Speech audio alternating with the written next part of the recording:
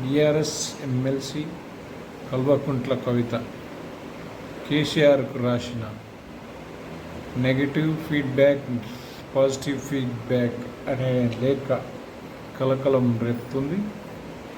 ముఖ్యంగా కొన్ని విషయాలు నా దృష్టికి వచ్చినాయి, అవి మీతో చేర్చిస్తున్నాను అంటూ పాజిటివ్ ఫీడ్బ్యాక్ పేరిట క్యాడర్స్ మోరల్గా ఇది బాగా ఉంది.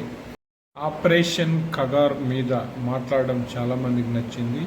కాంగ్రెస్ ఫెయిల్ మీరు చెప్పిన తీరు చాలా బాగుంది అనుకుంటున్నారు. పర్సనల్గా మీరు రేవంత్ రెడ్డి పేరు పెట్టకుండా కాంగ్రెస్ తిట్టడం చాలామందికి నచ్చింది.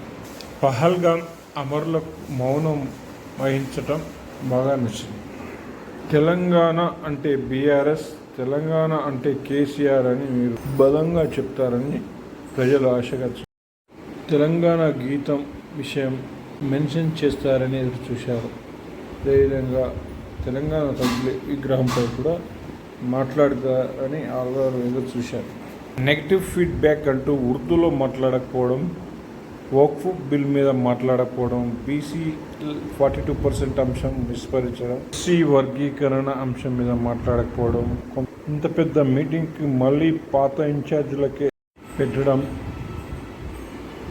ఉద్యమకారులకు సదుపాయాలు కల్పించలేదని ఫీడ్బ్యాక్. ఇందులో కాకుండా ఇన్ఛార్జెస్ నుండి కూడా ఎమ్మెల్సీ ఎలక్షన్లో మనం పోటీ చేయకుండా బీజేపీకి హెల్ప్ చేశామనే ఒక టాక్ కూడా వినిపించింది. చాలామంది మీతో ఫొటోస్ దిగాలని